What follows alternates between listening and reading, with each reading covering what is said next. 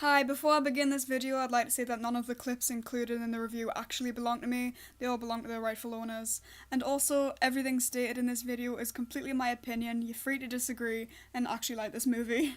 I'll bite, Judd. What's the bottom of the truth?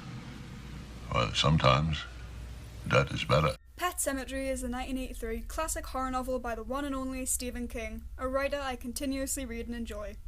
In my opinion, it's one of his best works of horror fiction alongside Misery and The Shining, though I bet some people would argue that point.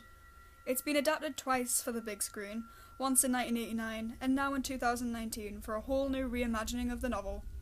So, what's wrong with it?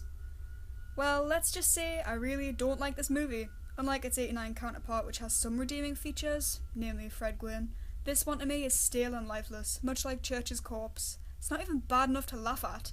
It's just boring. Which to me is kind of the worst sin a movie can commit. Like, if you're gonna be anything, at least be kind of entertaining. But I guess the screenwriters for this one didn't take that into account. So without further ado, I'm gonna rip the shit out of this film for no real reason other than I'm an angry Stephen King fan. God, does the cinematography in this movie suck. The whole film, I was wondering if it was actually a blockbuster or a TV movie being shown on the big screen. The whole thing is shot in such a boring way that any tension or mystery that the original story had is gone. Even in the scene when Gage is running towards the Oringo truck, we feel no tension or dramatic build-up. It's just this whole poorly written thing to bait us into thinking Gage is going to be run over. You know, like in the source material. But, oh wait, that would be too faithful to the book. So Ellie dies instead so that actual fans of Pet Semetary can be like, wasn't expecting that, apart from the fact they ruined it in the fucking trailer. I mean, during the opening credits they try to salvage it with the whole The Shining opening with an aerial shot of the woods to show how out of the way everything is, but then there's this burning building and you're like, okay, so this is the end of the movie, or the beginning, or maybe a forest fire started and no one cares. It makes no sense.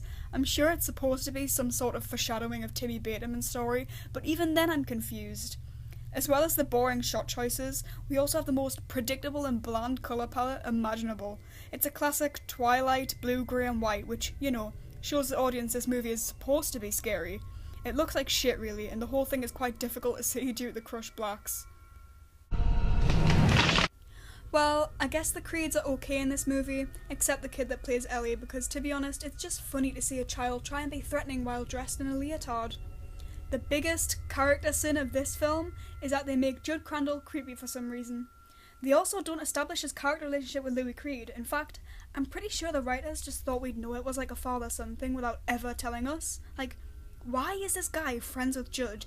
He's just creepy, and he doesn't even have a charming accent to make up for it. Basically, in this movie, Judd's there to die and has no arc apart from to show Louis the Micmac burial ground, which is a huge shame because Judd's actually my favourite character in the novel. Church? The pacing in this movie is way off. It's like they wrote the screenplay for a certain timestamp. Seriously, everything feels so ham-fisted and weird. Church just dies on Halloween while the whole Creed family is still at home, so the secret that Louis has to keep about Church is almost completely ruined. The Zelda storyline is just added in so that we can get some weird jump scares later that don't work because the film isn't fucking scary. As well as that, by doing this, they kind of ruined Rachel's character. She has no drama now and she's just kind of boring. I mean, she was never the pinnacle of Stephen King's female characters, but give us something. I know they tried to make her a strong character with the climax of the film when she's being a protective mother and all, but even then I'm bored of her. Also, I know that King wrote the screenplay for the 1989 version, where Church comes back all mean, but why did they have to do it again? It's just so predictable. He'd probably be scarier if they made him placid and strange like in the book, because, let's be honest, a scary cat. What is scary about a scary cat? Not much in my opinion. Go on.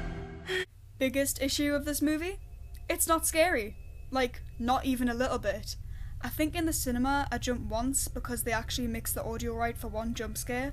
Apart from that, the lack of dramatic build-up, character development, or any kind of faithfulness to its source material really kills this film. And by the way, I'm not saying that just because it doesn't follow the novel's plot step by step that it's bad. If they did something interesting with it like Kubrick did in The Shining, I'd forgive it, but it doesn't. It's just another run-of-the-mill, boring as fuck horror movie that production companies are pumping out because they know no matter what they release, people will go and see it. And that's really the issue with modern horror films at the moment. They know if they put a few jump scares in, they'll get some guaranteed terrified audiences and some critics that'll call it fucking revolutionary or something. I'm sorry, but I disagree with most of the critics on this film saying that just because it's better than the 89 version means it's somehow a masterpiece. It really isn't. And I'm not saying that the 89 version's any better, because I think it's shit too, but it's more enjoyable than this hunk of fucking garbage.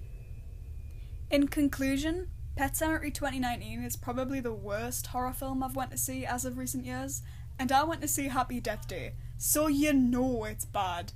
Thanks for watching the ravings of an absolute lunatic. I get pretty heated about stuff like this. As a long-time horror fan, I'm pretty mad about the state that modern horror is in at the moment. If you liked the video, feel free to subscribe and drop a like, but I imagine that some people want to argue my points and think that this film's actually good, which is fine, because, you know, I actually enjoy the 89 version despite how absolutely crap it is.